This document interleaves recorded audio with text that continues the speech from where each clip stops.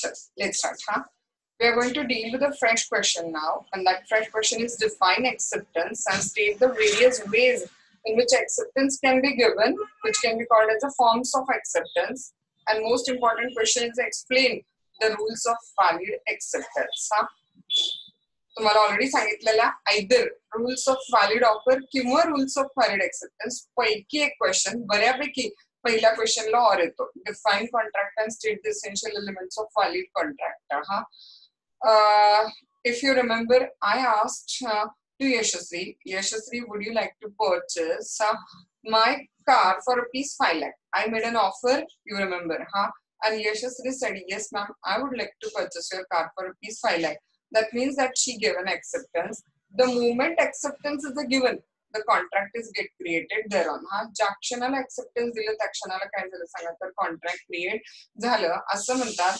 Acceptance म्हणजे ना त्या matches boxच्या गन पावडर सारखं असतं. एकदा आपण ती काडी ओढली की काय होणार सांगा तर लाईट म्हणजे आग लागणार. आपण ते परत मागे घेऊ शकत नाही. तसंच आहे एक्सेप्टन्स एकदा दिलं की ते मागे घेता येत नाही. कॉन्ट्रॅक्ट तिथं काय झालं सांगा क्रिएट झाला.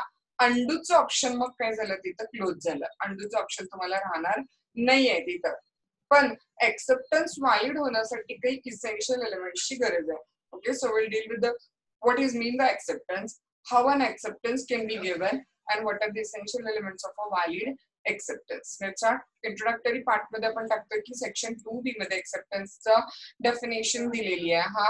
When offeree signifies his assent to the offerer, offeree ने आपला offerer ला कळवलं, मी यशस्वीला म्हणलं yes Yashasvi I would like to purchase your car. That means I signify my assent to the offerer. Offer is said to be accepted. Offer काय झाली सांगा तिथे accept झाली. At the start of every contract, प्रत्येक कॉन्ट्रॅक्टच्या सुरुवातीला काय असेल सांगा एक डेफिनेट ऑफर असेल बाय वन पर्सन. आणि त्याचं काय असेल सांगा अनक्वालिफाईड. म्हणजे तुमच्या लक्षात असेल तर मी तुम्हाला सांगितलेलं की एक्सेप्टन्स हे ऍब्सोल्यूट पाहिजे, अनक्वालिफाईड पाहिजे, अनकंडिशनल पाहिजे. म्हणजे जशी ओरिजिनल ऑफर होती you should give the acceptance only in that way. If you make any kind of the variation in the acceptance, then the acceptance will not be considered as a valid. त्याला acceptance valid acceptance होणार नाही तिथं. Okay, thus a contract emerged from the acceptance of the offer. Contract emerge कुठं होते सांगा offer accept झाली की contract emerge झाला. त्यामुळे तुम्हाला मगाशी म्हटलेलं आन्सर त्याला काय म्हणतो सांगा की acceptance to offer is what a lighted match to the trail of gun powder. Acceptance म्हणजे त्या गन पावडरच्या ट्रेलला आपण जेव्हा ते काय करतो तर लाइटेड मॅच लावतो तर लगेच तिथं आग येणार आहे. एकदा आग आली की आपण ती आग विझू शकत नाही, ती काडी संपणारच तिथं. तसंच आहे एकदा हो म्हटला की एक्सेप्टन्स झालं तिथं. Acceptance produce something which cannot be record और अंडू ऑप्शन नाही तिथं.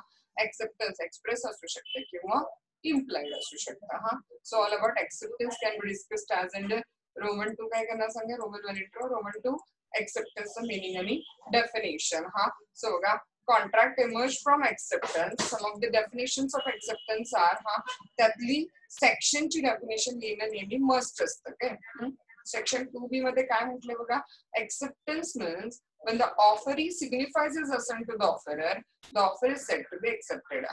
जेव्हा ऑफरी आपला हो ऑफररला कळवतो offer is said to be accepted. Offer काय झाली म्हणायचं सांगा तिथं एक्सेप्ट झाली आणि ऑफर एक्सेप्ट झाली की ते काय म्हणतो एक प्रकारे प्रॉमिस.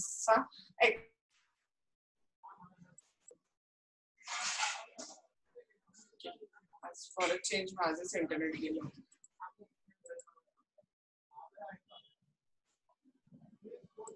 आवाज येतो ऐकायला? Okay. Acceptance is an act of assenting by the offeree to the offer. Offeree न ऑफरला म्हटलं की काय सांगा तर एक्सेप्टन्स झालं. ओके, सो पहिली डेफिनेशन, दुसरी डेफिनेशन, तिसरी definition. Acceptance is the manifestation व्यक्त करणे, प्रकट करणे. In the sense acceptance is the manifestation by the offeree of his willingness. Offeree आपलं विलिंगनेस काय करतो सांगा तिथे मॅनिफेस्ट करतोय तिथे to be bound by the terms of offer. मला तुम्ही ज्या काही टर्म सांगितलेलं त्याच्यावरची ऑफर मान्य आहे असं जेव्हा ऑफरी म्हणतो त्याला काय झालं सांगा एक्सेप्टन्स झालं. Acceptance is the manifestation by the offeree of his willingness to be bound by the terms of the offer. Offerच्या सगळ्या टर्म्स मला मान्य आहेत. हा, I am ready to be bound by the terms of offer. असं ज्यावेळेला आपलं willingness offeree manifest करतो म्हणजे तो एक्सेप्टन्स देतो तिथे. ओके, देन नेक्स्ट पॉइंट काय करणार सांगा. रोमन 3 who can accept किंवा मग how often can be accepted. पेपरला जसं विचारलेलं असेल त्या अँगलला. हा, acceptance of offer may be काय असेल सांगा. एक्सप्रेस और इम्प्लाइड. काय असेल सांगा. एक्सप्रेस और इम्प्लाइड असेल तिथं. हा, as you are aware express म्हणजे तुम्ही हा मला पाहिजे. This is express. Ha? Simple. So in this you will put out small a, express acceptance. Ha? The acceptance is expressed when it is communicated by the word. Word कसा असू शकते. Back again same. It may be word spoken or it may be words written. Ha? Then or acceptance तुम्ही एखादा act न पण देऊ शकता. Okay. A offers to B to sell his car for ₹50,000 and B accept the offer by sending the letter to A. काय पाठवलं सांगा त्यांना. लेटर पाठवलं. हे एक्सप्रेस एक्सेप्टन्स आहे तिथं. कारण त्याला काय वापरले सांगा तर वर्ड्स वापरलेले आहेत. इम्प्लाइड एक्सेप्टन्स बघा. Otherwise than word, by doing some conduct when you give an acceptance, it's called as implied acceptance. Okay, acceptance is implied when it is to be gathered from the surrounding circumstances or parties conduct मधून or the conduct of parties. In auction sale कालच बघितलेलं पण example. Acceptance कशाने दिले सांगा. Fall of hammer. हा, highest बिडरनं बिड लावता ज्यावेळेला त्या ऑक्शनियरनं तो हॅमर 3 वेळा टेबलवर वाजवला. एक्सेप्टन्स झालं. इम्प्लाइड एक्सेप्टन्स आहे कारण तो बोलला काही नाही ना. वर्ड यूज केले कंडक्ट केलेला. Okay, in an auction sale S is the highest bidder. हा, the auctioneer accept the offer by striking the hammer on the table. This is called as काय म्हटलं आपण सांगा त्याला. Implied acceptance. हा, नाव नेक्स्ट पॉइंट काय सांगा आपला तर who can accept. Fresh point परत आपला. कोण एक्सेप्ट करेल सांगा. पर्टिक्युलर ऑफर ज्याला ऑफर केले तोच करेल. If I ask to the Keshav only, Keshav would you like to come for a class, then Ram can't say ma'am I would like to come for a class because I have offered only to the Keshav. Then acceptance can be given by only that particular person to whom the offer is made. Okay, now when an offer is made to a particular person, it can be accepted by that person only. कोण accept करू शकते सांगा. फक्त तोच व्यक्ती. If it is accepted by any other person, हा, there is no valid acceptance. दुसरं कुणी एक्सेप्ट केलं तर ते एक्सेप्टन्स कसं नाहीये सांगा तर व्हॅलिड एक्सेप्टन्स नाही आहे. For example if you propose to make a contract with mister X, Y can't give the acceptance. Why acceptance देऊ शकत नाही तिथं. Okay, this means if the offer is made by A to B, हा, कोण acceptance देऊ शकतं सांगा. फक्त बी अलोन. हा, can give the acceptance. फक्त बी एक्सेप्टन्स देऊ शकतो. हा, जनरल ऑफरचा एक्सेप्टन्स कोण देऊ शकतो सांगा. Anybody from the public can give. हा, when an offer is made to the world at large, any person to whom the offer is made he can accept it. Ha, and you have to write the case law of the same Carlyle versus Carbolic Smokeball Companies case. हा, and be clear एकाच paper मध्ये offer आणि acceptance दोन्ही question असणार नाहीत ना. त्यामुळे प्रश्न नाहीत की केस दोनदा लिहायचा प्रश्न येणार नाही. एक तर ऑफरवर क्वेश्चन असेल नाही तर एक्सेप्टन्स वर क्वेश्चन असेल. So no issue, you can use the same case in the acceptance of general offer and in the general offer in the last question itself. हा, लक्षात आहे ना. मिसेस कार्लिननं कार्बोलिक स्मोकबॉल कंपनीचं मेडिसिन कंपनीच्या डायरेक्शन नुसार वापरलं तरी तिला इन्फ्लुएन्झा झाला. कंपनीने तिला पैसे द्यायला रिवॉर्ड द्यायला डिनाय केला. पण कोर्टाने हेल्ड केलं की no, she was entitled to recover that particular amount from the company. हा, okay, now the fresh point we are going to see, that is our fresh point today's. That is we are going to deal with the legal rules as to the acceptance.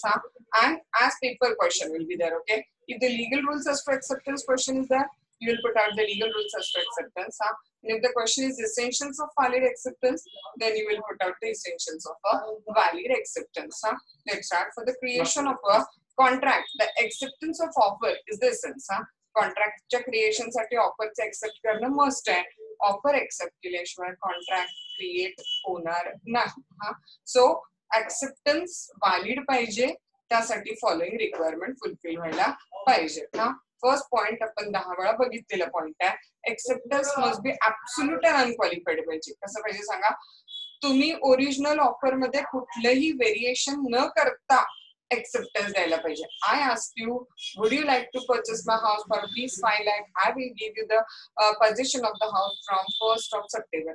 You should say, yes, I would like to purchase your house for ₹5 lakh. and yes, I'm ready to take the position from 1st of September. If you make any single difference in my original offer, now the original offer lapse, because what you have done is that you have made the counter offer there, and now you are an offerer, and I have to decide whether I want to accept that change condition or not. See, a valid acceptance must be absolute पाहिजे and qualified पाहिजे. This means it must be according to the offer. जशी offer आहे तसंच्या तसं acceptance असायला पाहिजे. In respect of the terms of offer of acceptance, कसं पाहिजे सांगा acceptance absolute आणि unqualified पाहिजे. म्हणजेच if the parties are not ad idem, लक्षात शब्द आपल्याला गेलेला ad idem म्हणजे अर्थ आहे agreeing upon same thing in the same sense. दोन्ही पार्टी त्याच गोष्टीवर त्याच पद्धतीनं agreeing upon same thing in the same sense पाहिजे तर तिथे कुठे पेन नोटबुक पेन असेल तर मेन्शन करून ठेवा. ad idem म्हणजे agreeing upon same thing thing in the same sense नसेल तर तिथे व्हॅलिड एक्सेप्टन्स नाहीये. मी तुम्हाला म्हणते 5 लाखाला घ्या, तुम्ही म्हणताय 4,50,000ला द्या, म्हणजे आपण ऍड इडम नाहीये आणि ऍड इडम नाहीये म्हणजे कॉन्ट्रॅक्ट क्रिएट होणार नाही तिथं. ओके, नाव ह्या केसचं नाव काही लक्षात ठेवायची गरज नाही, काय फार फेमस केस नाही. फॉर एक्झाम्पल म्हणून तुम्ही इलिस्ट्रेशन फॉर्म मध्ये पण टाकू शकता. राउटेज वर्सेस ग्रँटची केस आहे. A made an offer to the B to purchase a house, okay, and to give a possession from 25th of July. House साठी तो ऑफर करतोय, पण तो पोझिशन कधी द्यायला तयार आहे सांगा? 25 जुलैला. Be accepted the offer but ask for the position from 1st August. तो ऑफर एक्सेप्ट करतो, पण काय सांगतो सांगा? तर मी घर कधीपासून घेणार? 1st August. म्हणजे लक्षात येतंय ओरिजिनल ऑफर मध्ये चेंज आहे की नाही? त्यामुळे आता काय झालं सांगा? ओरिजिनल ऑफर काय झाली? लॅप्स. इथे व्हॅलिड एक्सेप्टन्स आहे काय? नाही. आता हा ऑफरर होणार आणि त्याला ठरवायचं आहे की आपल्याला 1st ऑगस्ट मान्य आहे किंवा नाही आहे. It was held that there was no concluded contract as because the acceptance was not absolute. सोपं साधं लक्षात ठेवा की ओरिजिनल ऑफर मध्ये काहीही चेंज केला तर ते एक्सेप्टन्स व्हॅलिड नसतं, तिथं काउंटर ऑफर क्रिएट होते आणि त्यामुळे ओरिजिनल ऑफर काय होते सांगा? तर लॅप्स होते. लालमन शुक्ला वर्सेस गौरीदत्तची केस, ते नेफ्यू हरवलेला. एक्सेप्टन्स जसं ऑफर कम्युनिकेट व्हायला पाहिजे तसंच एक्सेप्टन्स पण काय व्हायला पाहिजे सांगा? तर कम्युनिकेट व्हायला पाहिजे. For the creation of a contract between the two parties, acceptance must be communicated to the offerer. Acceptance आपल्याला कुणाला कम्युनिकेट करायला लागेल सांगा? ऑफररला. See, suppose we'll just take out an example that Prashali asked Yashasri that Yashasri, would you like to purchase my bike for rupees 20,000? And Yashasri is saying to Keshav that Keshav, I would like to purchase the Prashali's bike. Whether it will be called as a valid acceptance? Of course no, because the acceptance is not given to the person by whom the offer is made. So law says that acceptance must be communicated to the person by whom the offer was made. So mere mental determination of the offeree to accept the offer is not communication and thus not acceptance. See, suppose Revati asked Vishwa. Suppose we are taking out an example that Revati asked Vishwa that Vishwa, would you like to purchase my watch for rupees 5,000? And Vishwa only in her mind determining that she would like to purchase the watch of the Revati. Whether it will be considered as a valid acceptance? Mental determination. Mental determination alone cannot be considered as a valid acceptance. Okay, so acceptance must be given to the person by whom the offer was made. Otherwise, it can't be considered as a valid acceptance. Okay. For example, X tells Y that he intends to marry Z. X कुणाला सांगतो सांगा? Y ला की त्याला कुणाशी लग्न करायचं? Z ला. But tell nothing to the Z about it. पण कुणाला सांगितलं नाही सांगा? Z ला काहीच सांगितलं नाही. Here no contract is there. Even if Z is willing to marry X, Z ला सुद्धा X ची मॅरेज करायचं आहे, पण तरी कॉन्ट्रॅक्ट क्रिएट होणार काय? नाही, कारण कुणामध्ये कम्युनिकेशन झालेलं नाहीये सांगा? तर एक्स आणि झेड मध्ये कुठलंही कम्युनिकेशन झालेलं नाहीये. So acceptance must be given to the person by whom the offer is made. Now point number 3, that is acceptance must be in the mode prescribed. Acceptance must be according to the mode prescribed. आपण कालच discuss केलेलं बघा. Suppose हा I made an offer to you through the email हा and I have told you what I have told you that inform me via email only and you make a WhatsApp text, okay? Then yesterday I have told you that this is not a valid acceptance. हा पण इथे तुम्हाला एक महत्त्वाचा मुद्दा हा पण लक्षात ठेवायचा आहे. काय लक्षात ठेवायचं सांगा. जर ज्या मोड मध्ये तुम्हाला एक्सेप्टन्स हवा आहे त्या मोड मध्ये ते एक्सेप्टन्स आलं नसेल तर तुम्हाला ऑफररला कळवावं लागेल की तू एक्सेप्टन्स त्या मोड मध्ये दिलेलं नाहीये. हा नाही कळवला तर लॉ इम्प्लाइडली गृहीत धरता की you don't have any problem with another mode in which acceptance has come. हा सो बघा valid acceptance must be according to कसं पाहिजे आपल्याला मोड प्रिस्क्राइब्ड. हा जर प्रिस्क्राइब्ड मोड नसेल तर मग कुठला पण ऑर्डिनरी युज्युअल रिझनेबल मोड मध्ये पाहिजे. हा आता रिझनेबल मोड काय असेल सांगा. पोस्टानं पाठवलेला आहे, स्पीड पोस्टनं पाठवलेला आहे, ईमेल केलेला आहे, फॅक्स केलेला आहे. हा मोड प्रिस्क्राइब्ड असेल तर त्यातच पाहिजे. मोड प्रिस्क्राइब नसेल तर युज्युअल आणि रिझनेबल मोड मध्ये काय असायला पाहिजे तर एक्सेप्टन्स असायला पाहिजे. परत तुम्हाला काय सांगितलेलं एक्सेप्टन्स जर अकॉर्डिंग टू मोड प्रिस्क्राइब नाही आहे तर offerer intimate the offering within a reasonable time की acceptance is not according to the mode prescribed. हा आणि if the offerer does not inform नाही कळवलं तर लॉ प्रिझ्युम करतो. हा it will be presumed that he have accepted the offer. त्यांना ऑफरला आहे तसं एक्सेप्ट केलेलं असं लॉ काय करेल सांगा प्रिझ्युम करेल. हा सी बघा A makes an offer to the B. A B ला ऑफर करतो आणि says if you accept the offer inform by wire म्हणजे फोन न कळव. हा B send reply by post. B inform कशाने करतो सांगा पोस्ट न. हा it will be a valid acceptance का सांगा if A did not inform B that the acceptance is not in a mode prescribed. A न बीला जर कळवलं नाही की तुला वायर सांगितलेलं ना मग तू पोस्ट का पाठवलं मला एक्सेप्टन्स पोस्ट मध्येच पाहिजे असं जर ए न बी ला कळवलं तर मग हे व्हॅलिड एक्सेप्टन्स नाही आहे.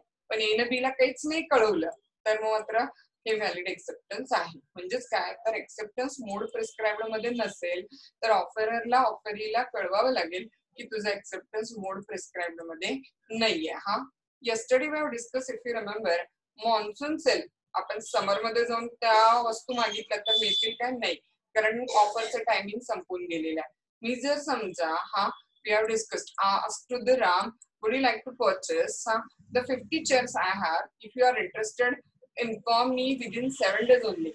आणि रामने 8व्या दिवशी येऊन सांगितलं तर ते व्हॅलिड एक्सेप्टन्स असेल का तर नाही.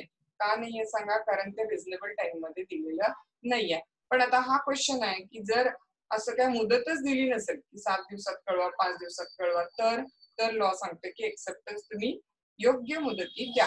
से फॉर एक्झाम्पल बाबा 4 दिवसात 5 दिवसात 8 दिवसात कुठली वस्तू विकतोय त्याच्यावरती डिपेंड असेल की एक्सेप्टन्स किती दिवसामध्ये द्यायचं. ठीक आहे. हा if any time limit is specified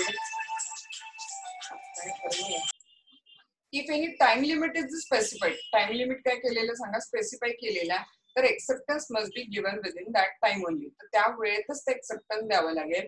पण टाइम लिमिट जे स्पेसिफाय नसेल तर एक्सेप्टन्स कधी द्यावं लागेल सांगा रिझनेबल टाइम मध्ये एक्सेप्टन्स द्यावं लागेल तिथं. ओके. हा Victoria hotel company versus M ही पण अशी काही फार फेमस केस नाहीये. हा लक्षात राहिलं नाव ओके आहे.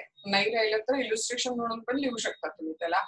जून 8 ला एम ऑफर केलंय का कंपनीला की मला तुमच्या कंपनीचे शेअर्स पाहिजेत. हा on June 8 am offer to take the shares of our company. हा आणि त्याला एक्सेप्टन्स लेटर येतं नोव्हेंबर 23 ला. विचार करा ऑफर कधी केलंय जून 8 ला. हा आणि एक्सेप्टन्स दिले कधी नोव्हेंबर 23 ला. शेअर मार्केट समजता तुम्ही शेअर मार्केट आज सकाळी वेगळं असते दुपारी वेगळं असते तर संध्याकाळी वेगळं असते.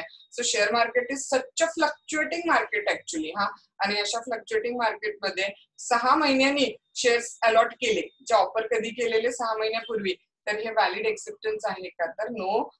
ही ऑफकोर्स त्यांनी रिफ्यूज केले शेअर्स घ्यायला कारण आता ते खूप जुनी झाली होती ऑफर ती. तर it was held that M can refuse because बघा his offer has been lapsed as reasonable period for the acceptance has been lapsed. Reasonable मुदत काय झालेली सांगा तर संपलेली आहे तिथं. हा आता बघा हा थोडा फ्रेश पॉइंट आहे पण सोपाच आहे. हा आधी एक्सेप्टन्स आणि नंतर ऑफर असं कधी होईल काय आधी एक्सेप्टन्स आणि नंतर ऑफर असं कधी होईल काय नाही मॅम तुम्ही ऍडमिशन फॉर्म नाही भरला, आधी तुम्हाला कॉलेजमध्ये ऍडमिशन दिल्यानंतर तुम्ही ऍडमिशन फॉर्म भरला, असं कधी होईल काय? नाही होणार ना. आपण आधी ऍडमिशन फॉर्म भरू आणि मगच आपल्याला काय होईल सांगा तर कॉलेजमध्ये ऍडमिशन मिळेल. हा तसंच आहे, आधी ऑफर आली तरच ऍक्सेप्टन्स होणार आहे ना त्याचा. तुम्ही जर ऑफरच्या आधीच ऍक्सेप्टन्स दिलं तर तिथं कुठलाही व्हॅलिड कॉन्ट्रॅक्ट क्रिएट होणार नाहीये. हा आता ना हे जे एक्झाम्पल आहे, हे एक्झाम्पल समजून घेण्यासाठी आधी तुम्हाला एक छोटस ना बॅकग्राऊंड समजून घ्यायला पाहिजे. समजा तुम्हाला अजून कोणाला कंपनी लॉ फारसा माहिती नाहीये, काही कॉमर्स स्टुडंट असतील तर त्यांना थोडंफार नॉलेज असेल, एसपी वगैरे सब्जेक्ट असतो त्यातून. हा पण अदरवाईज समजून घ्या, काय कंपनी शेअर्स जे अलॉट करते की नाही, त्या अलॉटमेंट ऑफ शेअर्सची प्रोसिजर कशी असते माहिती आहे? कंपनी सगळ्यात पहिल्यांदा ना लोकांना इन्व्हाइट करते की या आणि आमच्या कंपनीचे शेअर्स घ्या. हा त्यावेळेला कंपनी शब्द ऐकला असेल तुम्ही कदाचित, प्रॉस्पेक्टस इश्यू करते म्हणतात. काय इश्यू केलं म्हणायचं कंपनीनं? प्रॉस्पेक्टस. हा प्रॉस्पेक्टस इश्यू करते म्हणजे कंपनी काय करते सांगा, लोकांना इन्व्हाइट करते की या आणि आमच्या कंपनीचे शेअर्स घ्या. हा अकॉर्डिंगली लोक मग ऍप्लिकेशन करतात. त्या प्रॉस्पेक्टसला वाचून कंपनीची इकॉनॉमिक कंडिशन वगैरे बघून लोक काय करतात सांगा तर ऍप्लिकेशन करतात. कशासाठी ऍप्लिकेशन करतील तर मला कंपनीचे शेअर्स घ्यायचे. कंपनी सगळ्यांना शेअर्स देते असं नाही. हा मग कंपनी ज्यांना शेअर्स देते की नाही त्यांना अलॉटमेंट ऑफ शेअर्स करते म्हणतात. काय करते म्हणायचं? अलॉटमेंट ऑफ शेअर्स करते. हा मग आता ह्या स्टेप्स कशा आहेत बघा. प्रॉस्पेक्टस म्हणजे इन्व्हिटेशन टू ऑफर, या आणि आमच्या कंपनीचे शेअर्स घेण्यासाठी इन्व्हिटेशन आहे हे तुम्हाला. हा इन्व्हिटेशन टू ऑफर. ऍप्लिकेशन केली की आम्हाला कंपनीचे शेअर्स पाहिजे म्हणजे काय म्हणायचं सांगा, ऑफर. आणि कंपनीने शेअर्स अलॉट केले की म्हणायचं एक्सेप्टन्स. हा मग एका वेळेला एका केसमध्ये असं झालं की ऑफरच नव्हती केली, म्हणजे ऍप्लिकेशनच नव्हतं केलं की कंपनीचे शेअर्स पाहिजे आणि आधीच अलॉटमेंट केलं, तर काय हे अलॉटमेंट व्हॅलिड असेल का? तर लॉ सांगतो की नाही, हे अलॉटमेंट व्हॅलिड नाही आहे. कारण ही प्रोसेसच अशी आहे की कंपनी प्रॉस्पेक्टस इश्यू करणार, पब्लिक कंपनी असेल तर लोक ऍप्लिकेशन करणार, मग कंपनी अलॉटमेंट करणार. Let's see. हा acceptance must be given after the offer. Okay, if acceptance is given before offer, it is not valid acceptance. Okay, if one company's shares were allotted to a person who had not applied for them, it was held that the allotment of the share before the application च्या आधी केलेलं allotment काय नाही सांगा तर valid allotment नाही आहे तिथं. हा देन बघा, acceptance must show intention to fulfil the terms of promise. हा एक्सेप्टन्स तुमचं असं पाहिजे की तुम्हाला कॉन्ट्रॅक्टच्या टर्म्स मान्य आहेत, त्यामुळे तुमचे एक्सेप्टन्स एकदम स्पष्ट द्या. ओके, की that I am ready to accept this offer with all terms and conditions of the offer. हा acceptance must show an intention of the acceptor to fulfill the terms of the promise. Okay, if no such intention is present, the acceptance is not valid. असं कुठलं intention नसेल तर acceptance काय नसेल सांगा तर valid acceptance नाही असं कन्सिडर केलं जाईल तिथं. ओके, नाव नेक्स्ट वन बघा, हे पण तुम्हाला माहिती आहे. एक्सेप्टन्स खूप सोपा क्वेश्चन आहे कारण सगळे पॉइंट माग कुठे ना कुठे कव्हर झालेले असतात. हा offer is made by Keshav to Ram. हा in that case whether Nilesh can give acceptance, you are aware, no.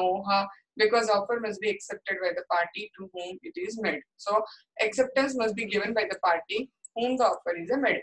जर ऑफर केले त्यानंच काय द्यायला पाहिजे सांगा, एक्सेप्टन्स द्यायला पाहिजे. Okay, if the offer is a particular offer, maybe specific person, acceptance of such offer must be given by that person only. acceptance त्याच व्यक्तीने द्यायला पाहिजे whom the offer is made, ज्याला ती ऑफर केलेली होती तिथं.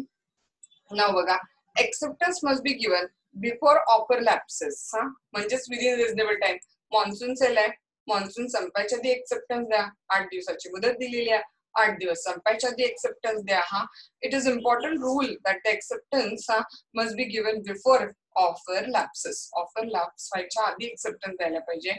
इट मे बी नोटेड की acceptance must be given before the offer is withdrawn. समोरच्या पार्टीने ऑफर मागं घ्यायच्या आधी, ऑफर लॅप्स व्हायच्या आधी त्या ऑफरला तुम्ही एक्सेप्टन्स द्यायला पाहिजे.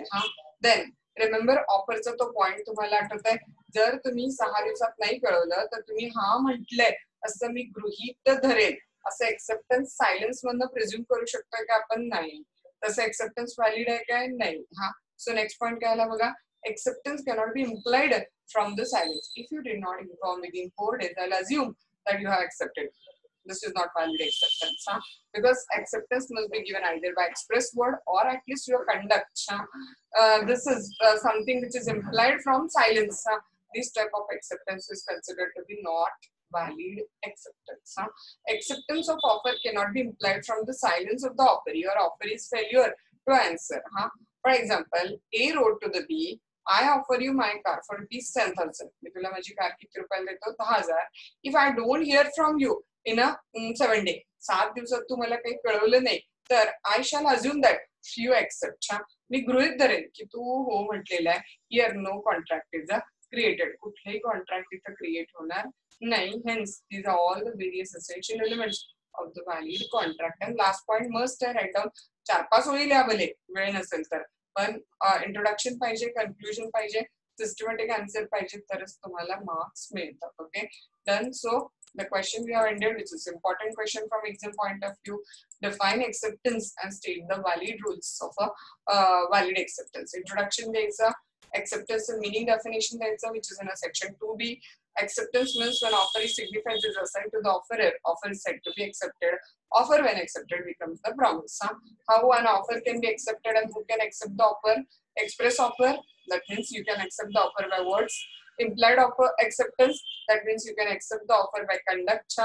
A particular offer can be accepted by a particular person to whom the offer is made. General offer can be accepted by any person from general public. Rules of valid acceptance: number 1, it must be absolute and unqualified. With case of routage versus grant, that case of a share allotment. Then next one, not share allotment, a house possession. Number 2, acceptance must be communicated to the offerer. Acceptance must be according to the mode prescribed. Number 3. Number 4, acceptance must be given within reasonable time. Number 5, acceptance offer च्या आधी नाही होऊ शकत, cannot precede an offer. Number 6, acceptance must show intention to fulfill the terms of promise. Number 7, acceptance must be given by the party to whom the offer is made. Number 8, acceptance must be given before it is lapses or withdrawn. Number 9, acceptance cannot be implied from the silence. And the last point is a conclusion. Okay, so by that you are going to deal with the question of define acceptance and state the essential elements of a valid acceptance. Okay, if you have any doubt with this question, you can ask me. Define acceptance and state the rules of valid acceptance. काही doubt आहे कुणाला? Yes, ma'am. Ma'am, जर acceptance must be according to mode prescribed, हा जो point आहे त्यामध्ये offeree जर एकापेक्षा जास्त असतील तर ऑफरर आहे तो प्रिस्क्राइब्ड मोडनं एखाद्यानं जर एक्सेप्टन्स दिला नसेल तर त्याचं हे एक्सेप्ट करू शकतोय काय? त्यानं जर कळवायला पाहिजे त्याला की बाबा एकापेक्षा जास्त पण असतात बऱ्याच वेळेला असे ऑफरी. तर मग त्यावेळेला त्या ज्या कुणी ऑफरीनी मोड प्रिस्क्राईब मध्ये नाही दिलेला ना त्याला कळवायला पाहिजे की तुझं एक्सेप्टन्स मोड प्रिस्क्राईब मध्येच यायला पाहिजे आणि ज्या आलेलं नाहीये त्यामुळे हे एक्सेप्टन्स व्हॅलिड एक्सेप्टन्स नाहीये. कळवलं नाही तर मात्र त्याला ते मान्य आहे, जे काय मोड मध्ये ते आलेलं आहे ते त्याला मान्य आहे असं गृहीत धरतात. एकापेक्षा जास्त ऑफरी जरी असले तरी त्यांना कळवायला पाहिजे की तुमचं एक्सेप्टन्स मोड